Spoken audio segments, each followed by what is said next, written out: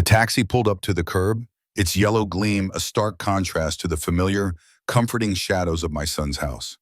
I leaned forward, my hand instinctively pressing against my side, where the fresh surgical incision throbbed a constant, dull ache.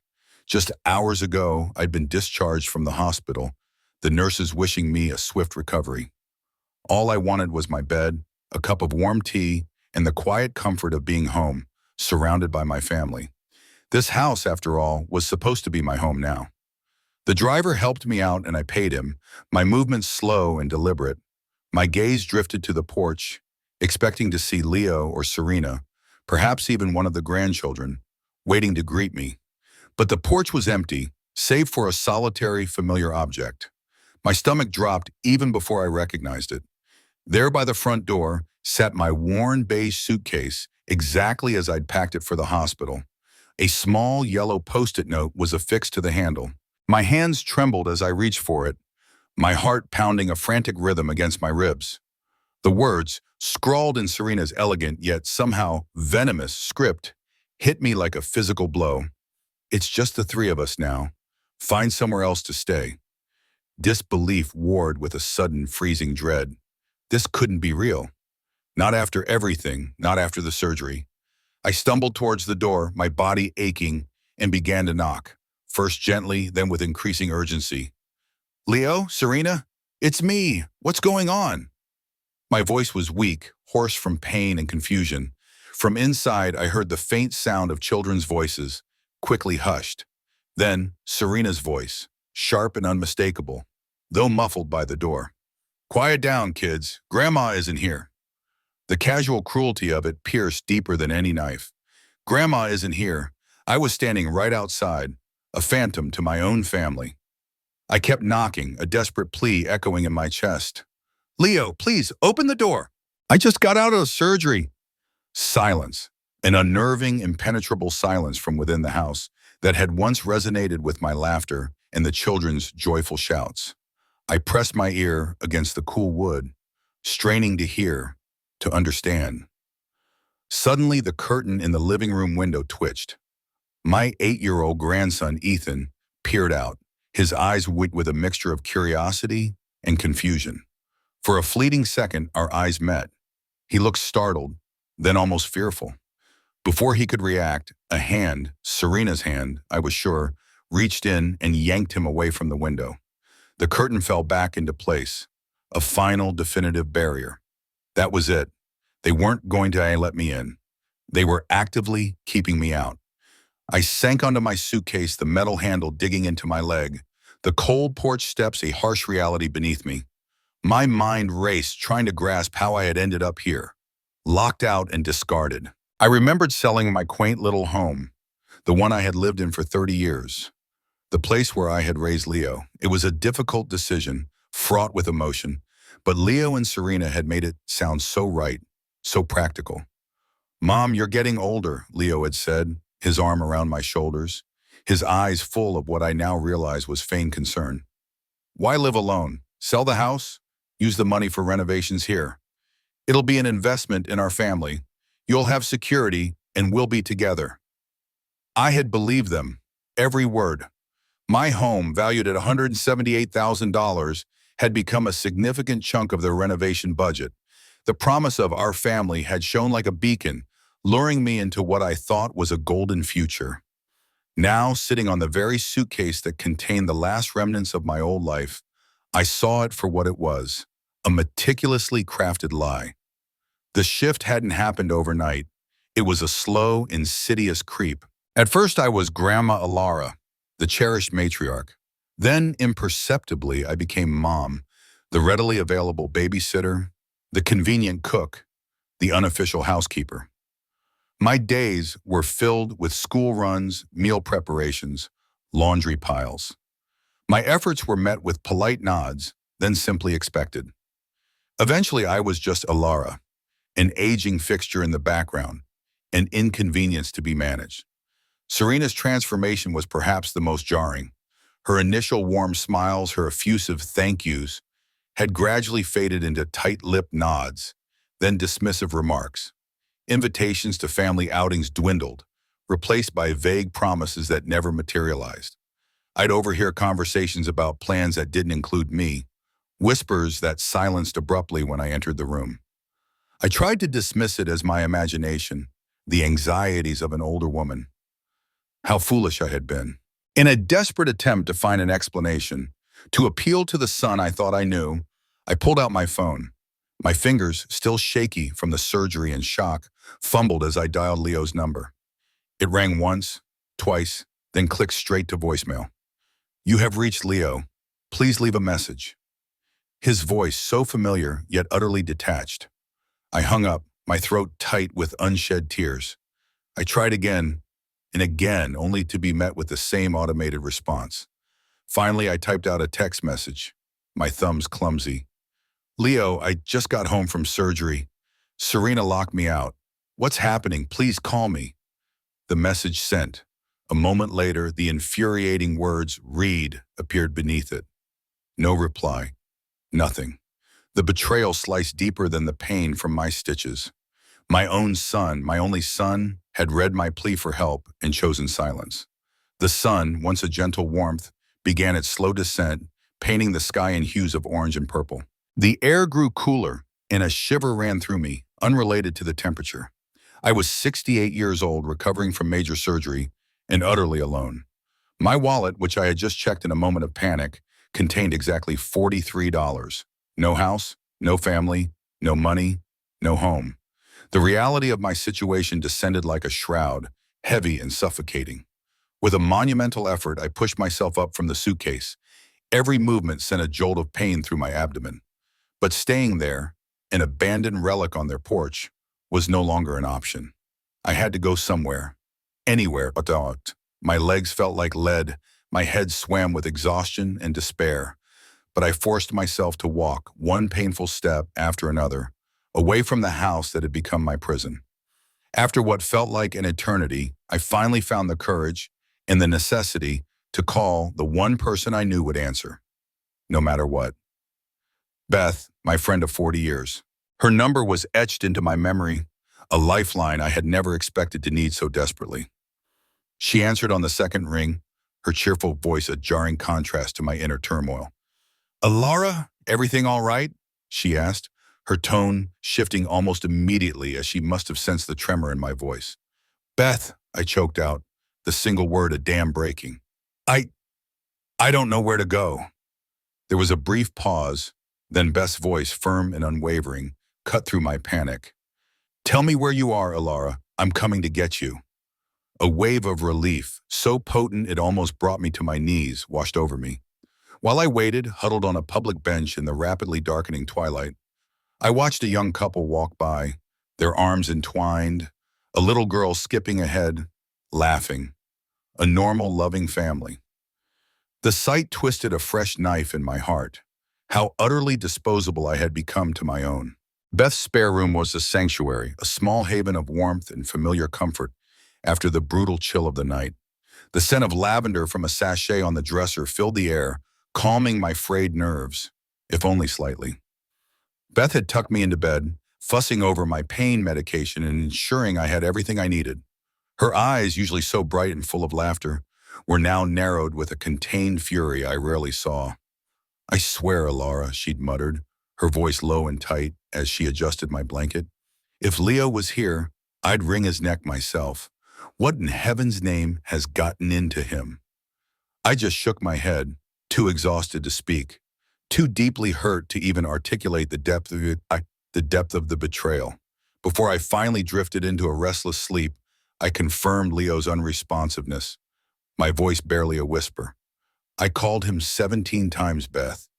He's read my texts, but he hasn't responded." The words hung in the air, cold and definitive, confirming my abandonment. Sleep, when it came, was shallow and fleeting.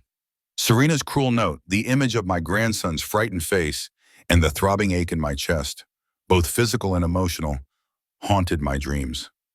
I kept seeing myself standing outside, knocking, begging, while the son I had raised, the daughter-in-law I had welcomed, hid behind a locked door. I woke to the drumming of rain against Beth's window pane, a gray, dismal morning mirroring my mood. The first thing I did was check my phone. Still no word from Leo. The silence was deafening, a crushing weight that solidified the unthinkable. This wasn't a misunderstanding. This was deliberate. I found Beth in the kitchen, already bustling, the aroma of brewing coffee and frying bacon filling the small space. She turned, a warm smile momentarily softening her stern expression. "Morning, sleepyhead. How are you feeling?" But her eyes held a serious glint. "Breakfast is almost ready. Then we need to talk about next steps." As we sat at her small kitchen table, the rain intensified outside, blurring the world beyond the window. I slowly recounted the full story, starting from the day Leo and Serena had first approached me with the idea of selling my home. Each detail, each memory, was a fresh sting. "I contributed nearly $180,000, Beth," I explained, my voice flat, devoid of emotion. "Every penny from the sale of my house. They used it to expand their home, turning it into a luxurious 5-bedroom mansion. They promised me a forever home, a place with my grandchildren, my own room, my own bathroom, an investment, they called it, in our family." I looked down at my hands, clasped tightly in my lap, ashamed of my own naivete. Beth listened intently, her expression a mix of sympathy and growing indignation. When I finished, she paused, then asked the question I dreaded. "Did you get anything in writing, Elara? Any agreement, any contract, anything at all to show that money was an investment or that you had a right to live there?" My shoulders slumped. "He's my son, Beth," I whispered, the words tasting like ash in my mouth. "I trusted him. We're family. Who gets a contract from their own son?" Beth sighed, a long, exasperated sound. "I understand, honey, but this changes things dramatically." She picked up her coffee cup, her brow furrowed in thought. "First things first, you need to know what you have left. Let's check your bank accounts." A fresh wave of fear washed over me. What if they had taken everything? What if the investment had extended beyond the house? I had given Leo access to my primary bank account when I first moved in, ostensibly to help me with bills and to combine funds for household expenses. He always said it was easier. I had always agreed. With trembling fingers, I logged into my online banking portal on Beth's laptop. My savings account thankfully appeared untouched. A small relief, a tiny flicker of hope. But then I clicked on my credit card statements. My breath hitched. Thousands of dollars. Recent charges. My heart hammered against my ribs. A frantic drumbeat of dread. Beth, peering over my shoulder, began to read aloud, her voice tight with disbelief. $3,200 at Nordstrom. What on earth did you buy?" she asked, her eyes wide. "And 1,700 at some place called Sephora? Good heavens, Elara, are you suddenly into designer clothes and expensive makeup?" My mind raced, trying to recall any large purchases I might have made, any gifts, but there were none. I hadn't stepped foot in a Nordstrom in years, and Sephora was a foreign land to me. "No," I said, my voice barely audible. "I haven't bought any of that." Beth scrolled down, her finger tracing the screen. "Another 800 at some boutique. And look at this," she pointed, her voice rising in alarm. "A charge for 4,500 from Elite Furniture Gallery. What is that for?" The pieces clicked into place, forming a horrifying picture. "Elite Furniture Gallery," I repeated slowly. Serena was redecorating my room, as she called it. I thought it was a lovely gesture. New wallpaper, new curtains, a fresh coat of paint. She even mentioned a new dresser. My voice trailed off as the full sickening implication dawned on me. "They didn't redecorate my room," I whispered, the truth a bitter taste in my mouth. "They were furnishing it for someone else. For one of the children, probably." "This was all planned, Beth. They planned this. They waited until I was vulnerable, after surgery, and then they threw me out, after spending my money on themselves in their new lives." A cold, hard resolve began to form within me, pushing back against the pain and the betrayal. The shock gave way to a steely determination. I looked at Beth, my eyes dry, my voice calm and steady, a surprising strength surging through me. "I need to cancel these cards, Beth, immediately. Freeze everything." Beth nodded, her expression grim but approving. We spent the next hour on the phone explaining the situation to the bank, reporting the unauthorized charges, freezing all my accounts. It was a tedious, draining process, but with each successful cancellation, with each confirmation of a frozen account, a tiny spark of power ignited within me.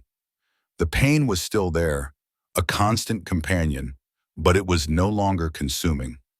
Something had shifted. I wasn't just a victim anymore. As I hung up the phone for the final time, a new thought solidified. "Beth," I said, meeting her gaze, "I need to get my things. My photo albums, Arthur's watch, my mother's china, the things that truly matter. They can keep the furniture, the clothes, but those things are mine." The call came the next afternoon, shattering the fragile peace Beth's home had provided.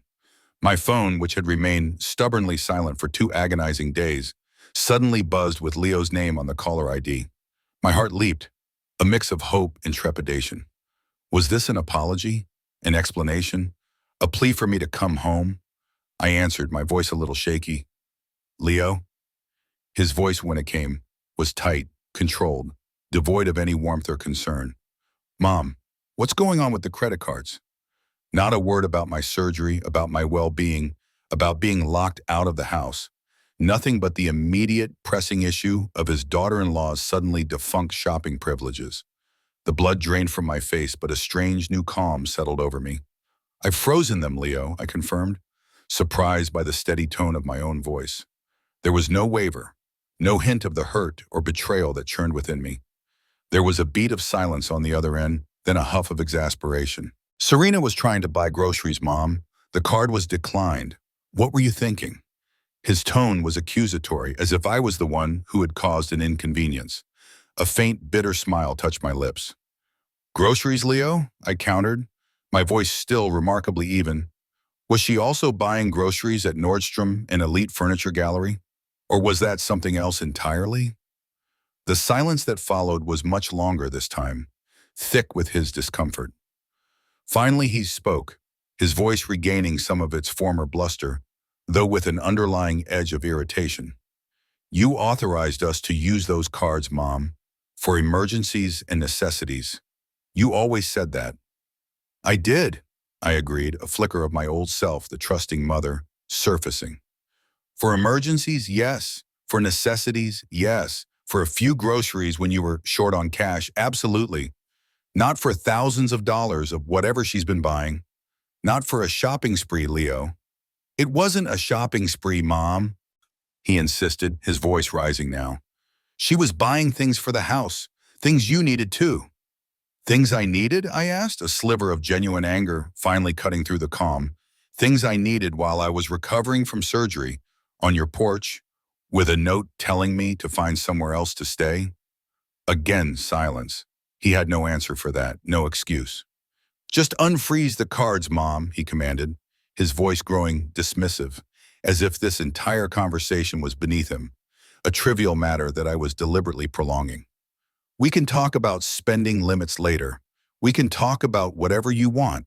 Just fix this now."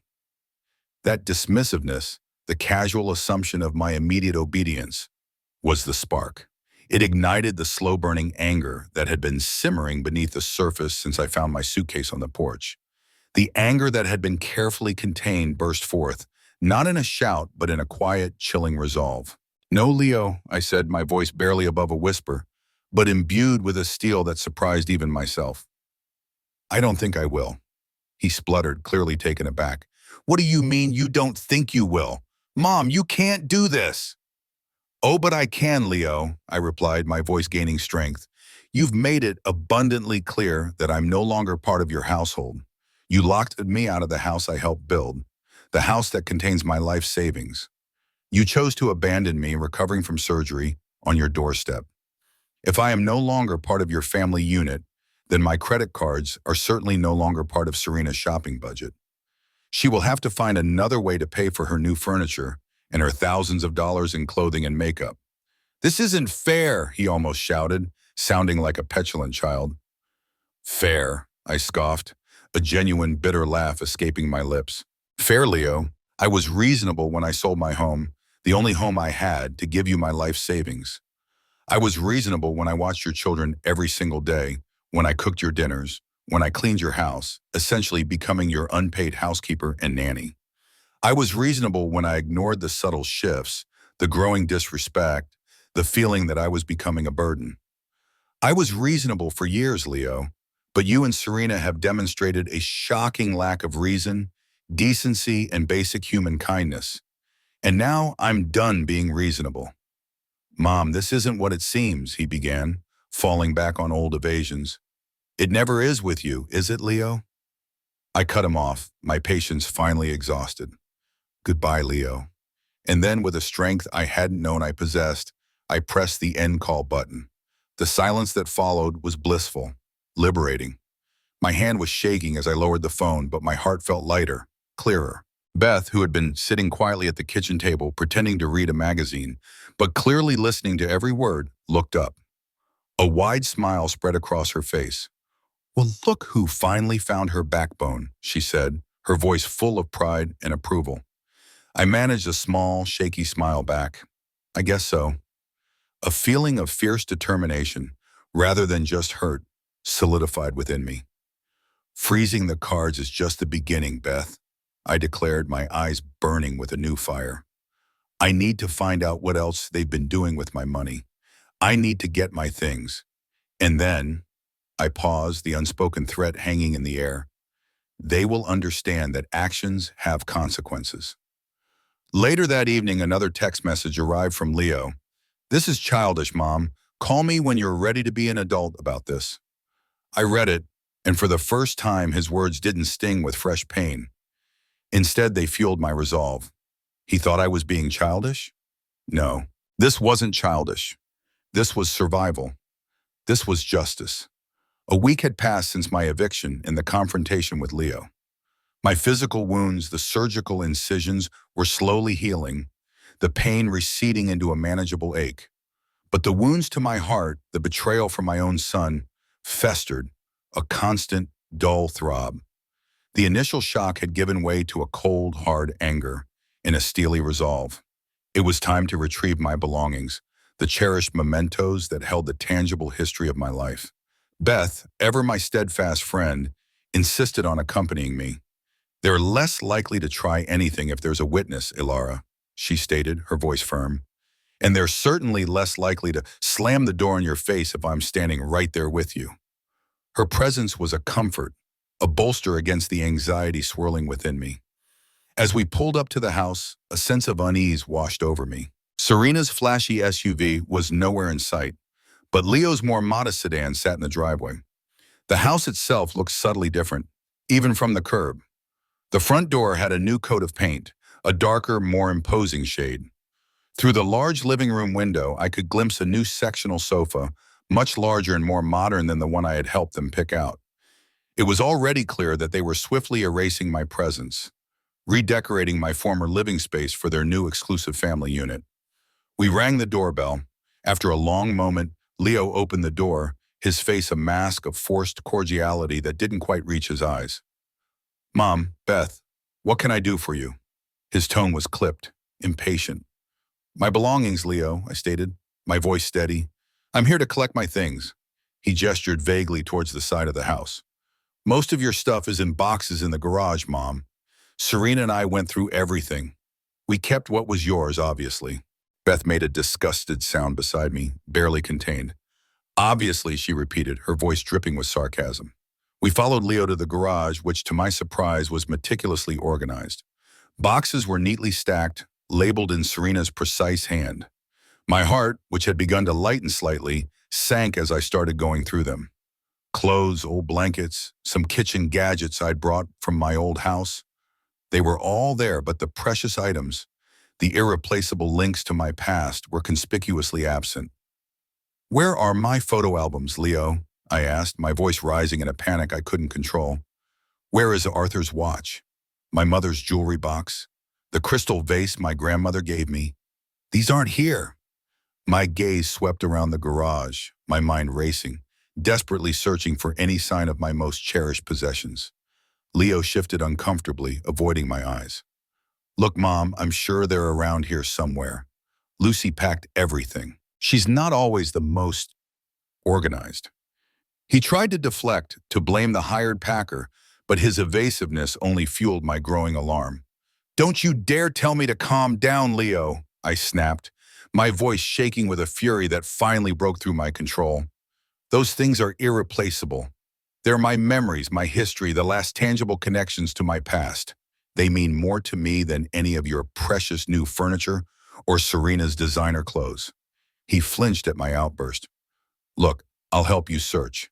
We can check the attic, too," he offered, his tone grudging. "The attic? Of course the attic," I muttered, my mind already picturing dusty boxes.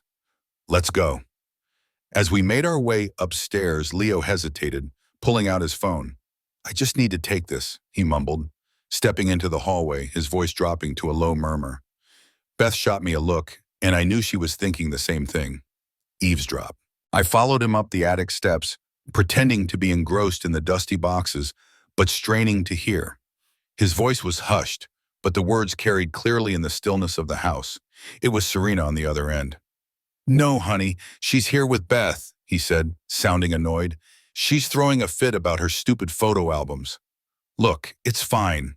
We already discussed waiting until after we sold the house to tell her about the nursing home anyway, right? It's not like she was going to get a say." My blood ran cold. "Nursing home?" he continued, oblivious to my presence just a few feet away. "Yeah, I think we can still get $650,000 for it. That should be enough to pay off our debts and put a down payment on the lake house. Her money was an investment in the property. Honey, it just increased the value. We don't owe her anything." The words hit me like a physical blow, each one a hammer stroke to my heart. Sold the house. Nursing home. We don't owe her anything. It wasn't just about my belongings or my savings anymore.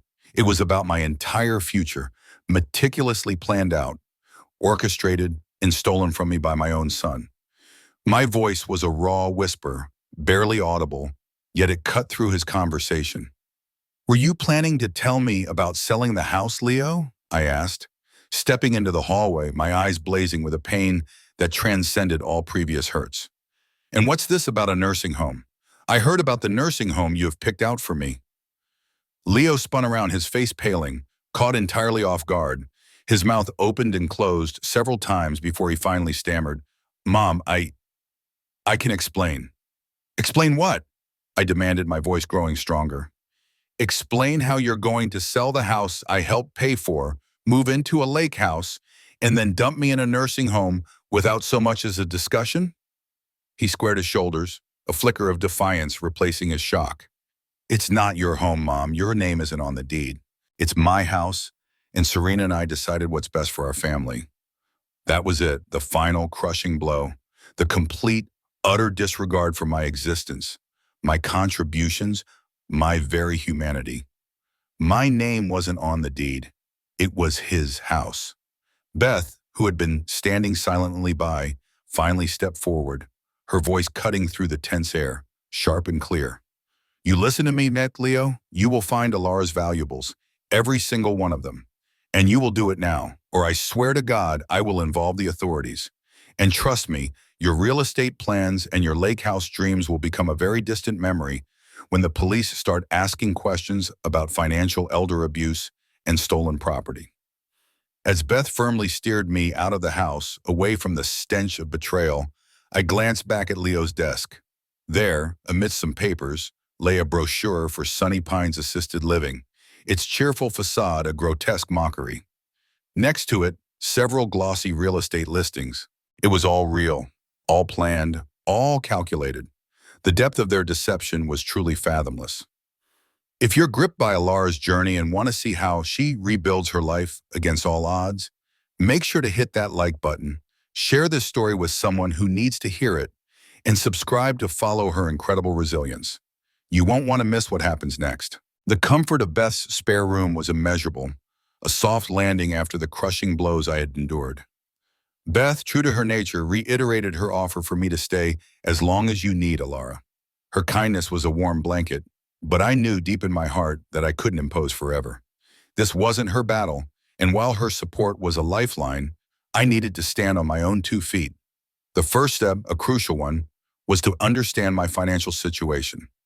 A few days later, still sore but resolute, I found myself in the polished, quiet offices of my longtime financial advisor, Edward Vance.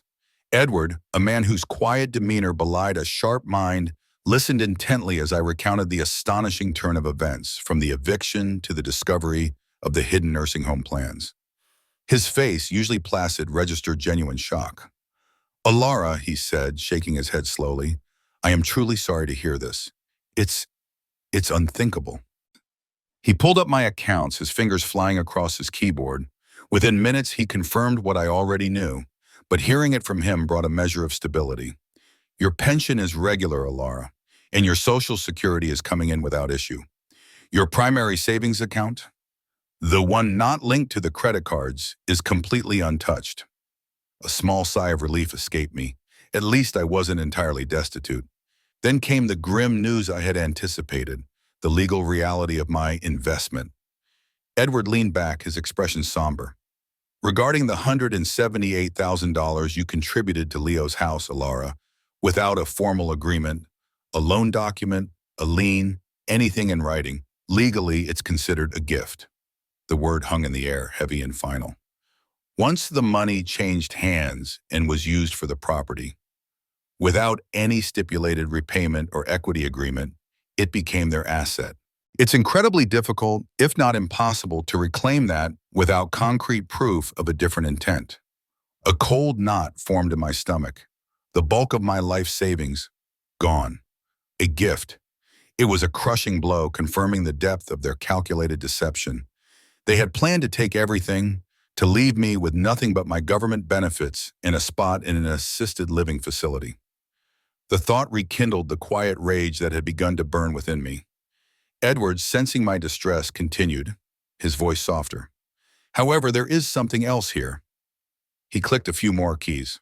"Arthur, bless his foresight, maintained a life insurance policy. It matured some years ago, and I've been reinvesting the proceeds. It's now worth $42,000. Arthur, my late husband." A wave of bittersweet emotion washed over me. He had always been so sensible, so careful. Even in death, he was still looking out for me. A profound sense of gratitude, mixed with a renewed grief for his loss, enveloped me. $42,000. It wasn't the sum I'd lost, but it was a lifeline, a tangible foundation to rebuild on. "That," Edward said, a hint of optimism in his voice, "gives us options. With your regular income in this, we can secure you a comfortable, safe place. I'd advise using a portion of it for a rental deposit and perhaps some necessary furnishings for a new apartment. We'll keep the rest as a solid emergency fund. You need that security, Elara." I left the bank feeling a strange mixture of loss and possibility. The weight of the lost money was immense, a gaping hole where my future security once lay. Yet, Arthur's legacy, coupled with Edward's pragmatic advice, had opened a window. I wouldn't be a burden. I could stand on my own. The determination to rebuild, to create a new life independent of Leo and Serena, solidified within me. Over the next 2 weeks, Beth became my tireless companion in the search for a new home. We scoured rental listings, visited open houses, and drove through countless neighborhoods. My criteria were simple: safe, affordable, and with a sense of community. My physical recovery was progressing well, but the emotional exhaustion was profound. Still, I pushed myself, fueled by the desire to regain control. Finally, we found it: a small one-bedroom apartment in a senior living community. It wasn't luxurious, but it was clean, bright, and felt instantly welcoming. It had a modest balcony where I could put a small plant and a lovely communal garden downstairs that promised fresh air and quiet contemplation. The rent was manageable with my pension and Social Security, leaving Arthur's insurance money mostly untouched for emergencies. It was a sanctuary, a place to heal and begin anew. Signing the lease, my name boldly inscribed on the dotted line, brought a strange sense of accomplishment. It was the first truly independent decision I had made in a long time, the first step towards reclaiming my autonomy. This was my place, and the community rallied around me. Beth's church group, upon hearing my story, with Beth carefully omitting the more harrowing details, focusing instead on my need for a fresh start, offered an outpouring of generosity. Gently used furniture, kitchen essentials, linens. Within days, my small apartment began to feel like a home. Strangers, really, extended a kindness that my own family had cruelly withheld. My phone, however, remained silent. No calls from Leo, no messages, not even a casual inquiry. The complete radio silence was another confirmation of their heartlessness, but it also solidified my resolve. Still, despite everything, a quiet longing persisted. I wondered about my grandchildren. How were Ethan and Lucy? Did they miss their grandma Elara? It was a question that lingered, a silent ache in the background of my determined new beginning. 3 weeks into my new apartment, the boxes were mostly unpacked, the donated furniture arranged to create a cozy, functional space. I spent one quiet afternoon carefully placing my rescued photo albums on a small, reclaimed bookshelf.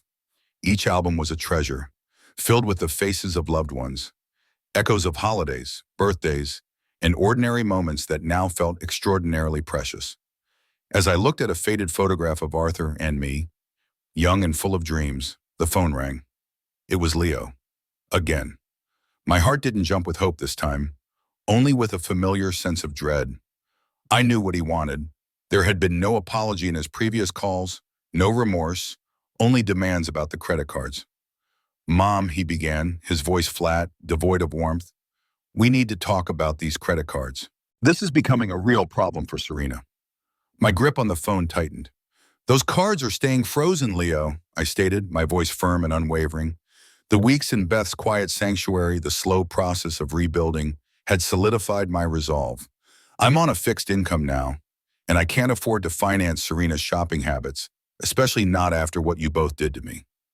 He scoffed. "Don't be dramatic, Mom. We're family. We take care of each other." The word family hit me like a slap. The hypocrisy of it was staggering, burning a fresh hole in my chest. "Family?" I repeated, my voice rising, tinged with a bitterness I hadn't known I possessed. "Is that what you call it, Leo? Is that what you call it when you throw your mother out of the house after she's just had surgery? Is that what you call it when you plot to sell the house she helped pay for and ship her off to a nursing home without her knowledge or consent?" My words came out in a torrent, fueled by weeks of unspoken hurt. There was a stunned silence on the other end, a silence that confirmed his guilt. He had no defense against the truth. "I trusted you, Leo," I continued, my voice breaking slightly, but quickly regaining its strength. "I trusted you with everything I had, my savings, my home, my future, and you betrayed that trust completely.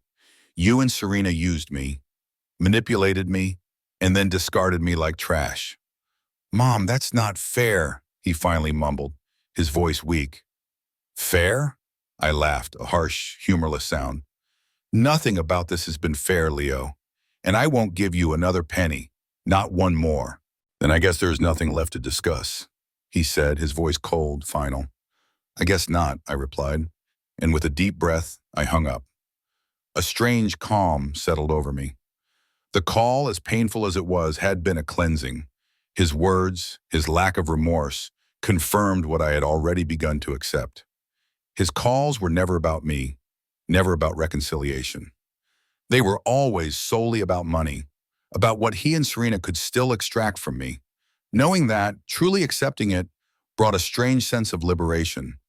The last vestiges of hope for a genuine apology, for a son who truly cared, finally dissipated. A few days later, while tidying up the community bulletin board in the senior center, I noticed a flyer. "Senior Support Group, Life Transitions, Finding Your Way Forward."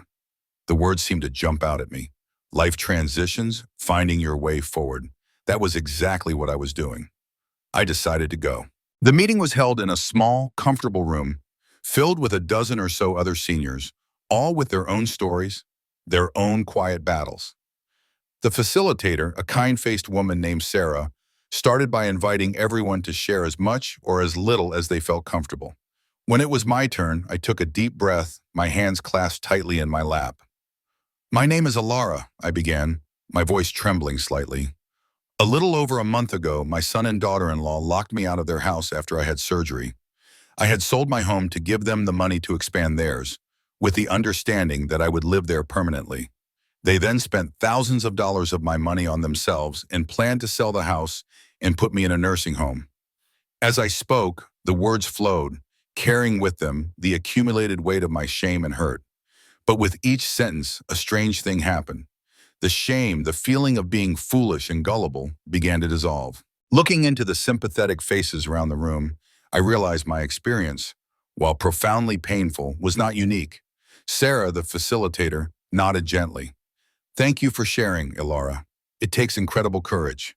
And sadly, what you've experienced, elder financial abuse, often from family members, is far more common than many realize. Then Clara, a woman with kind eyes and a knowing smile, spoke up.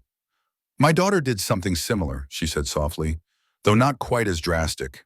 But the betrayal, I understand.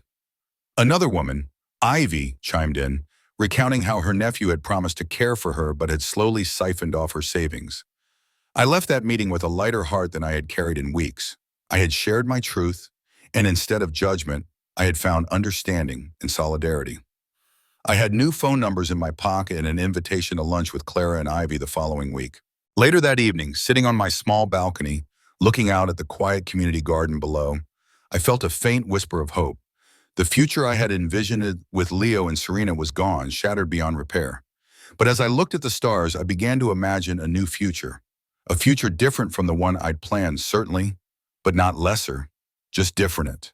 A future where I was in control, surrounded by people who genuinely cared, built on a foundation of my own making. 6 months had slipped by, turning autumn's crisp days into the soft promise of spring. My little apartment, once a sparse owl, had blossomed into a cozy personal home. The support group had become an anchor, a place of shared stories and quiet strength. Clara and Ivy, my new friends, were practically family, their laughter and understanding a balm to my healing heart. I had found a rhythm, a purpose, a new sense of peace that I hadn't thought possible after the devastation. Then the letter arrived. The letter. It was addressed to me, but the return address was a prominent local real estate agency. My hands trembled slightly as I opened it, a faint premonition settling in my stomach. The contents made my breath catch in my throat. Congratulations on the sale of your property, it began, innocuous enough, until I saw the address listed. It was Leo's house, the house I had poured my life savings into. The letter went on to detail the sale price, $685,000. It thanked me for my cooperation as a co-investor in the property. Shock, quickly followed by disbelief, washed over me. Co-investor? My name was certainly not on the deed. How could this be? Had they actually sold it? And what did this mean for me? The carefully constructed piece of the past 6 months threatened to crumble. I immediately called Beth, my voice tight with a mixture of anger and fear. They sold the house, Beth, and this letter says I was a co-investor. Beth listened, her sharp legal mind already whirring. Unless they somehow added your name to the title right before the sale, which is highly unlikely, then this is very suspicious. Or, she paused, a grim note in her voice, unless they forged something, Elara, you need to talk to a lawyer immediately. Her words solidified the growing certainty in my mind. Forgery. It was the only explanation that made sense. The next day, armed with the unsettling letter, I found myself in the office of Eleanor Reed, an elder law attorney Beth had highly recommended. Eleanor was a formidable woman with kind but piercing eyes and a no-nonsense demeanor. She listened patiently as I recounted the entire saga, from my initial investment to the eviction, the stolen valuables, the phone calls, and finally the real estate letter. Eleanor reviewed the letter, her brow furrowed in concern. This is very problematic, Elara. If your name wasn't on the deed, but this letter implies you were part of the transaction. It points to either a serious error on the agency's part or something far more nefarious. Then a memory surfaced, a fleeting detail I had almost forgotten amidst the chaos. You know, I mused, Leo did have me sign some papers when I first moved in. He said they were just for tax purposes. Something about combining household finances. Nothing important. Eleanor's expression darkened. That's exactly what I was afraid of. Many unscrupulous individuals will prey on the trust of their elders, getting them to sign documents they don't understand, often under the guise of tax purposes or making things easier. If they used your signature to imply you had a legal stake in the property for the purpose of the sale, without your actual consent, that could constitute fraud. The word fraud hung heavy in the air, a chilling confirmation of the depths of their deceit. But it also ignited a new fire within me. This wasn't just about getting my money back anymore. This was about justice, about holding them accountable. Eleanor, seeing my resolve, outlined a plan. We need to get them in a room. We need to confront them with this. They need to understand the consequences of their actions. I'll draft a formal request for a meeting, delivered by certified mail. It will be clear that this is a legal matter. A few days later, the certified letter was delivered. 3 days after that, my phone rang. It was Leo. His voice was tense, laced with barely suppressed anger. "What's this about, Mom? Why are you involving a lawyer? This is completely unnecessary." "I think you know exactly what it's about, Leo," I retorted calmly, a surprising strength in my voice. "It's about the house sale and your letter from the real estate agency. Eleanor Reed will be present at our meeting. I suggest you bring your own counsel." And I hung up before he could respond, the familiar click of the phone feeling like another small victory. The night before the meeting, Clara called. "Remember, Elara," she said, her voice warm and encouraging, "you're not just fighting for your money, you're fighting for your dignity, for yourself. You deserve justice." Her words resonated deep within me, bolstering my courage. The next morning, I dressed carefully, not in a suit, but in a simple, elegant dress that made me feel strong and composed. As I looked in the mirror, I no longer saw the frail, betrayed woman who had been left on a porch.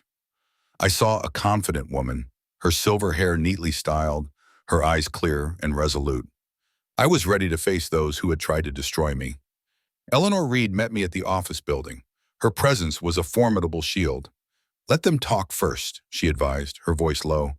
"Let them dig their own hole." As we entered the conference room, Leo and Serena were already seated at the long, polished table, their faces grim. Beside them sat a stern-looking man, their attorney, Daniel Hayes. Serena looked particularly tense, her eyes darting nervously. Leo, as usual, avoided my gaze, staring fixedly at the tabletop. The stage was set for the final confrontation. The air in the conference room was thick with tension as Eleanor Reed, my attorney, began to speak. Her voice was calm, measured, yet held an undeniable authority. "Good morning. We are here today to discuss the recent sale of the property located at Leo's address and Elara's significant financial interest in that transaction." Daniel Hayes, Leo and Serena's lawyer, cleared his throat, adjusting his tie. "My clients maintain that Elara's initial contribution to the property was a gift, a gesture of familial goodwill. We have a document here signed by Elara acknowledging this." He slid a piece of paper across the table. Eleanor merely glanced at it. "A simple acknowledgement of funds received does not constitute a relinquishment of all future claim, Mr. Hayes, especially when those funds represent the entirety of an individual's life savings, used for a promised shared living arrangement." She then produced the letter from the real estate agency, placing it firmly on the table. This letter, sent directly to Elara, states she was a co-investor in the property. A curious detail, given her name was not on the deed. Then came the clincher. Eleanor pulled out another document, a copy of preliminary sale documents. And here we have a signature that purports to be Elara's, authorizing her consent to the sale of the property. She pushed it towards me. "Elara, can you confirm if this is your signature and if you knowingly provided your consent for the sale of this property?" I looked at the signature, a clumsy scrawl that barely resembled my own. "No," I said, my voice clear and firm, meeting Leo's terrified gaze. "That is not my signature, and I certainly did not provide my consent for any sale. I was informed of nothing." The room fell silent, the air suddenly heavy with unspoken accusation. Serena's hands, clasped tightly in front of her, began to tremble visibly. Leo's face was ashen, his eyes wide with fear. He looked as if he might vomit.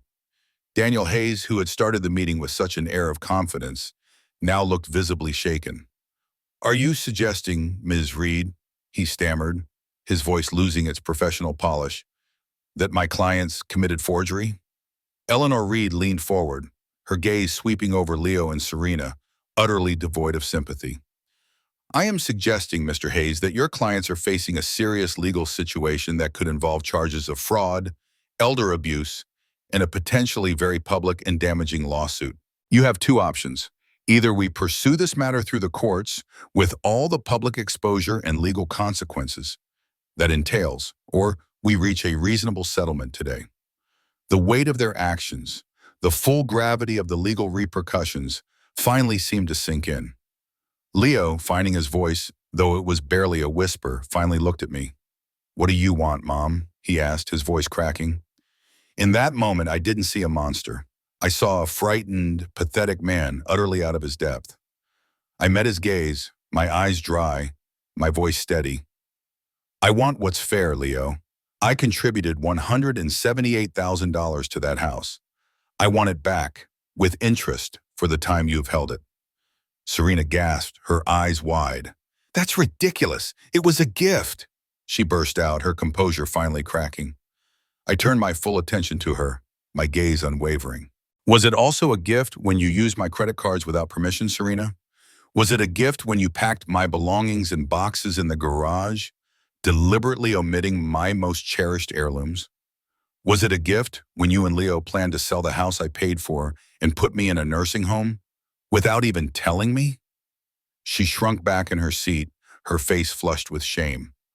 I then looked at Leo. "Tell me, Leo," I said softly, "how does a son, his only son, lock his mother out of her home after she's just had surgery? Explain that to me." He simply looked down, unable to meet my eyes, unable to speak. Eleanor Reed broke the silence. "Given the circumstances, we propose a settlement of $188,000. That is the original amount plus a conservative 6% interest for the period it was held." Daniel Hayes huddled with his clients, their voices hushed, punctuated by Serena's agitated whispers and Leo's defeated nods. After a few tense minutes, Hayes turned back to us, his face grim. "My clients are prepared to offer $150,000. They believe this is a more than fair compromise given the complexities." I considered it for a moment. It wasn't the full amount, but it was substantial, a significant step toward justice, and a clear acknowledgement of their wrongdoing. More importantly, it meant avoiding a long, drawn-out public battle and allowing me to fully move forward. "I accept," I said, looking at Eleanor, who gave me a subtle nod of approval. 1 year later, the scent of cinnamon and vanilla filled the air as I stood behind the counter of Sweet Memories, my very own bakery. The sign, painted in cheerful script, was Beth's idea. She was now my business partner, bustling in the back, meticulously arranging a tray of blueberry muffins. This little shop, filled with the warmth of freshly baked goods and the gentle hum of happy customers, was more than a business. It was a tangible symbol of my new life. My friends from the support group, Clara, Ivy, and several others, walked in, their faces beaming. "Elara!" Clara exclaimed, holding out a small, potted dwarf apple tree. "For new beginnings, may it bear much fruit." Tears pricked my eyes as I hugged each of them, overwhelmed by their genuine affection. 3 months after the bakery opened, a familiar figure appeared at the door. It was Leo. He looked different, thinner, his shoulders slumped. He avoided my gaze at first, then finally met it, his eyes hollow. "Mom," he began, his voice raspy. "Serena left, took the kids, and I'm in trouble. Financial trouble." My heart ached, not for him, but for the son he once was, and for the man he had become. He confessed that Serena had emptied their accounts, taken the children, and disappeared, leaving him with mounting debts. He was lost, broken. "Mom," he finally said, looking desperate, Can you lend me some money just to get back on my feet?" I looked at him, my heart calm, my decision clear. "Leo," I said gently, "this isn't about anger anymore. It's about boundaries. I cannot lend you money." The words were firm, but without malice. He looked crushed, but I wasn't finished. "However," I continued, "we're always busy here at Sweet Memories. We need help with deliveries and some of the heavy lifting, especially with the flour sacks. It doesn't pay much, but it's honest work. And it starts tomorrow at 5 a.m. He stared at me, then slowly, a flicker of something like hope entered his eyes. "You mean it?" "I do," I confirmed. Take it or leave it. He took it. 2 months later, Leo was still working at the bakery. Our relationship was tentative, a fragile bridge being built one plank at a time. We spoke of work, of the children, but the past remained a chasm between us. It wasn't the reconciliation I once dreamed of, but it was a path forward, different and unexpected. On my day off, I sat on my small balcony, tending to my potted herbs and the dwarf apple tree. It had produced its first tiny apple, a symbol of resilience and new life. My phone rang. It was Clara. Elara, guess what? Robert finally asked me on a real date. And he has a friend, George, who think you'd really like. How about dinner Saturday? I smiled, a genuine, full-hearted smile. My life was different, unexpected, but somehow richer than I could have ever imagined, filled with independence, authentic connections, and the possibility of thriving, not just surviving.